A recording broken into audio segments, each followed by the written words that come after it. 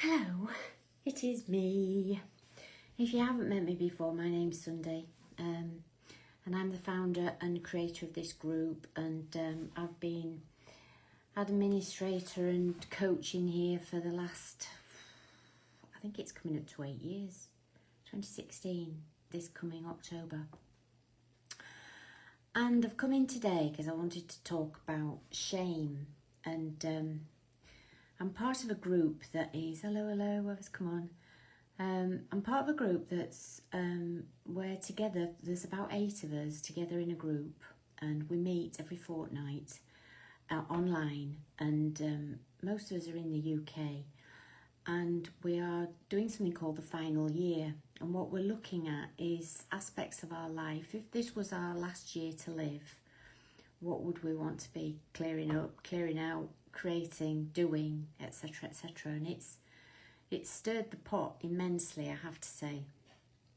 And we're doing it on sort of like the wheel of spring, summer, autumn, winter, and I'm not quite got to grips with all of that. But at the moment, we're looking at the mother, and of course, that's bringing up stuff for me with my own mothering. And our facilitator has invited us to think about. We were last week before last, or time before last, we were asked to discuss, share about a bit about our mothers, our own understanding of our mothers. So you can guess what's coming next, isn't it? We're going to be talking about ourselves as mothers, and some of us haven't had children. There's a few that haven't had children. In fact, I'd probably say 50% of the women in the group, and there's only about 8 of us, haven't had children. And of course I have, and there's a couple of others that have as well. And the lady who was facilitating it was saying, we were talking a bit about trauma. And I just said, maybe having children was one of my most traumatic experiences. And I have to say it was, because, well, those of you who know me well will know that I was raised in a sort of like very, quite violent, quite energized environment. Lots of passion, lots of shouting, lots of hitting, lots of rushing, lots of forcing. And I then went on to do the same with my children. And I was talking recently with somebody else who'd had experienced a similar childhood, and how they just sort of disappeared and did their parenting very differently to how I did it. And it's true, I think we either carry on the patterns or we create a new pattern to say, I'm never going to parent like that, and do it the complete opposite. So like we become with no limits, no boundaries, overgiving, all of that stuff that so many of us experience.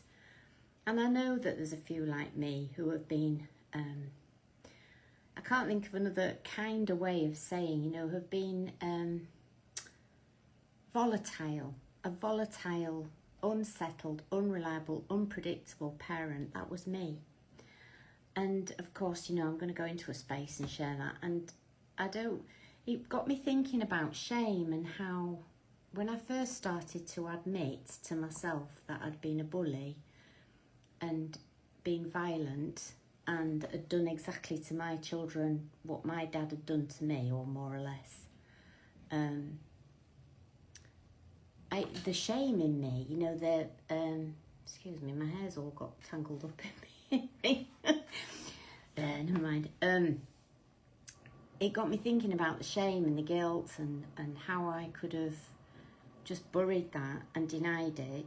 And I think a lot of parents, a lot of children struggle with parents who don't actually fess up to how they were as a parent. And I have done that with my daughters. And I speak about it publicly, to say that I was abusive. In that sense of that I lost my temper and I took it out on them in various ways. Shouting, smacking, hitting, and not when they'd done anything naughty, just when they were irritating me. And I know that so many of us do that. And the shame that I think we carry as being parents like that just seems to close us down to life. And so what I've come on to say here, that to really get underneath the shame, you have to share it. That's been my experience, because shame doesn't go away. And I remember Brené Brown talks a lot about shame, and how what keeps shame alive is keeping it hidden. Like when you expose it to the light, it hasn't got anywhere else to go. It just has to. And, you know, once you start to say, I did this, or this happened to me, or loads of other people then say, oh yeah, me too, you know? And there's some, yeah, there will be some people who might judge you for sharing something that you used to hit your kids. I mean, we're not too far, generationally, we're not too far away where that was the norm, you know, even though it wasn't acceptable. People, I think, knew that it wasn't okay to hit other people. It's not okay to kill other people. It's not okay to go to war. It's not okay to lash out at people when we feel frustrated or angry. It just isn't. We kind of know it. And yet, so many of us do it. We think, well, they're doing it, so I'll do it back, or whatever.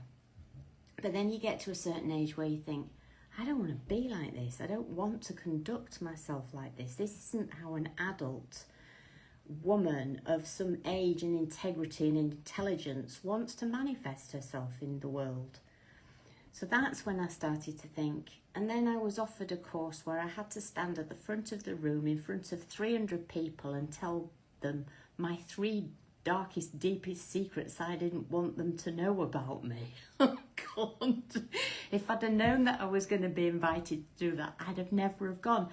And yet it was that sharing, that revealing of myself and who I was in all my shame and guilt and absolute disgust, I think, at myself, that freed me up on another level. It freed me up to be able to realise that it wasn't just me, that I am, like every other human being, a product of my parent, how I was parented, the lifestyle that I was born into, etc., and copying those people who I lived amongst.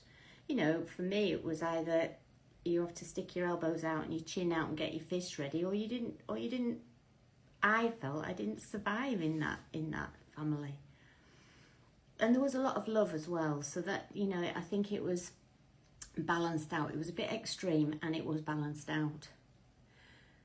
And, you know, I suppose in my heart of hearts, I think that my daughters don't have me in their lives because of that. They realised that I was abusive, that I was unpredictable, I wasn't reliable. I kind of left them to fend for themselves a lot of the time, which I think is a good thing, because it sort of was the making of me as a child. And at the same time, I think, well, I know now that I didn't comfort them enough. I didn't nurture them enough. I did comfort and nurture them, and I don't think that I did it to sort of in the right balance. But anyway, back to shame. So what shame really loves is to be hidden away. And we hide it away in so many ways. And it's like, if I tell my truth to you, you won't like me anymore, or you'll judge me, or you'll kill me off, or exclude me, or whatever. And sometimes it is like that, because people do tend to judge and do tend to criticise. But I think that the people who have worked on themselves and who know the fallibility of being a human, and also recognise that we're a product of our childhood upbringing, they are the ones who won't have a judgment, who don't, yeah, you're just like everybody else, you've got your stuff, you know, and you're still lovable, and you're still likeable, and you're not just your behaviours, you're more than just your behaviours. So I think what I'm trying to say here, you know, like if you've got some, you know, those things that we squirrel away and put them in our closets, and we shut the door or put the lid on and put the tape on and put the bag on it and never to be opened. Those are the sorts of things that keep us stuck out of connection with other people, because there's always a risk that that box is going to get triggered and be opened.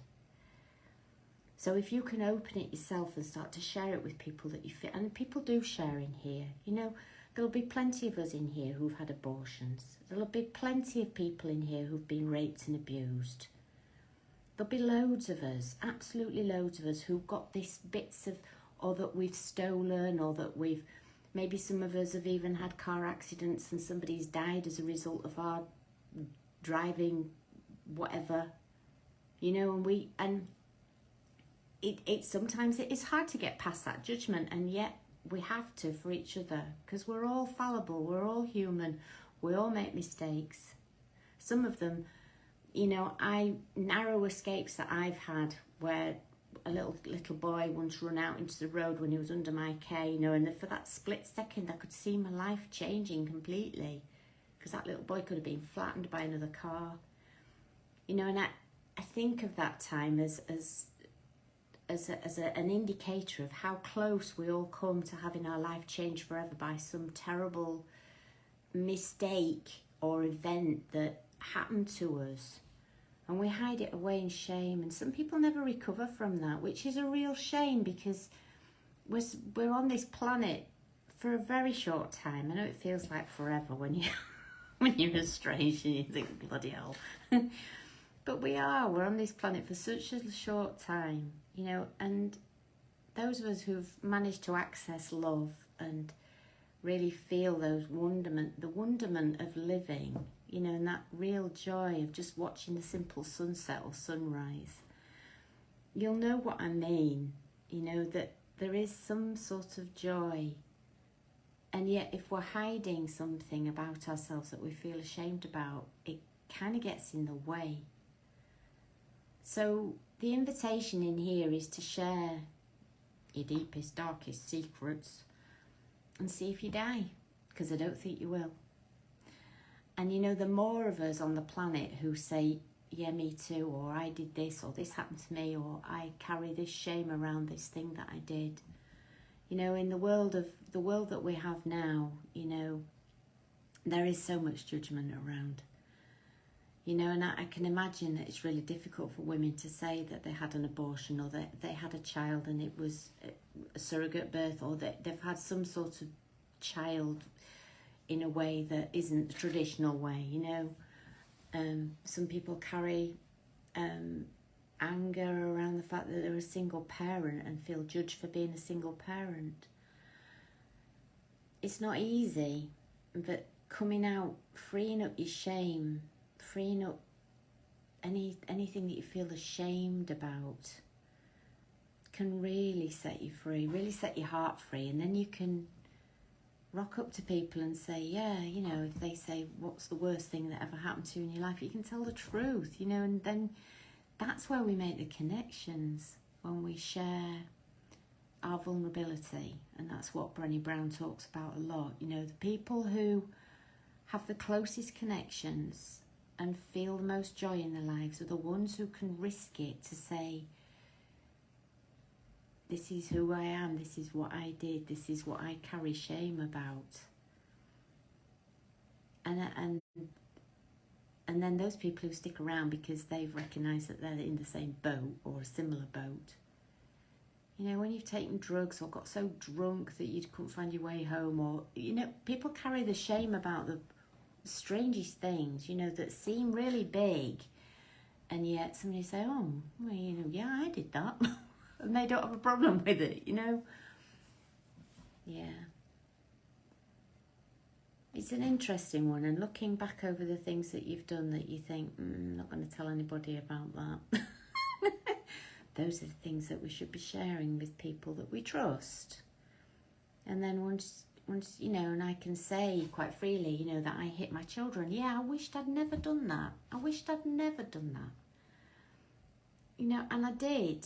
And I'm not going to deny it, and I'm not going to back down from it. And if somebody says, you're a bad mother, I'll say, okay, yeah, that's your point of view, you know.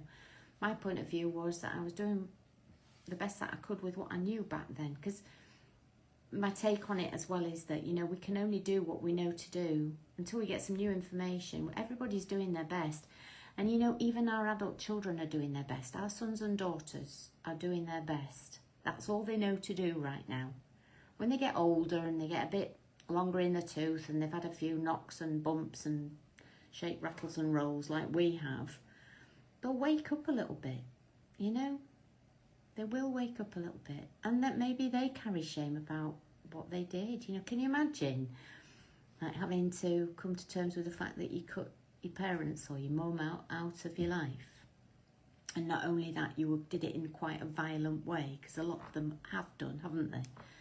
Sent us terrible texts and said terrible things and done terrible things. And can you imagine the shame that they carry, or they will carry as they get older? Either that, or it gets buried inside of them in one of those boxes that they've got taped up, bagged up, never to be looked at again.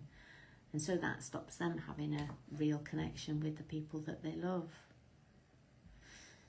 God, humans are messy. We're such messy, and how you get to love yourself in your messiness is, do you know, it's so freeing.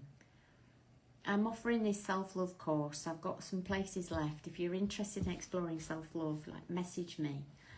I'm really excited to take my work into this space, into this new space around self-love and self-forgiveness and all of that malarkey, because for me that feels like a really powerful place to come to life from, you know, and letting go of your shame. Don't worry, I'm not going to make you tell your deepest, darkest secrets on the course.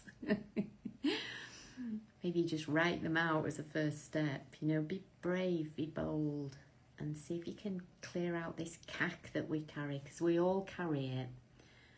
And if you're in strong denial and say, well, I didn't do anything wrong, you know, it isn't that you did anything wrong. It's just that maybe if you look back, there's some things that you wished you hadn't done. And those are the things that you can look at and think, yeah, I wished I hadn't done that. And then maybe, you know, with that, releasing that shame and guilt, you can free yourself up into forgiving yourself. And then maybe you get into a place where you can genuinely apologise. Yeah, I did this and it didn't feel great and I wished I hadn't done it. And then you can say, how did that impact you? And then you get to have an adult conversation, not a defence attack thing that most of us have. You know, this, well, defend attack, this thing that we do, but we don't have very good communications. If you haven't got a copy of the Non-Violent Communication book by Marshall B. Rosenberg, and you're interested in exploring how to have all of this stuff in your life to explore, get yourself a copy of that. It's called Non-Violent Communication, and it's by Marshall B. Rosenberg, and it's a lovely book and invites you into looking at different ways in having honest, real, connected communications with other people, even in difficult conversations. So I hope that's touched some hearts and souls and shame in there. And if it's inspired you to do something about the shame, the boxes that you've got in your body and wherever you've squirreled them away, those memories that you don't want to look at again, those are the things that if you gently take the lid off and then have a look and shove it back down and just keep doing that for a bit, and then it won't be so scary. And if you want some support, reach out for me, because this is the stuff that I do. Help people to sort of like unearth the bits about ourselves that we're not yet at peace with, and then we can be in self-love and we can be at peace in ourselves. And what other people say to us and do around us, we've got the resources to deal with that. So I'm sending you lots of love, and I'll see you again real soon. Bye for now. Bye.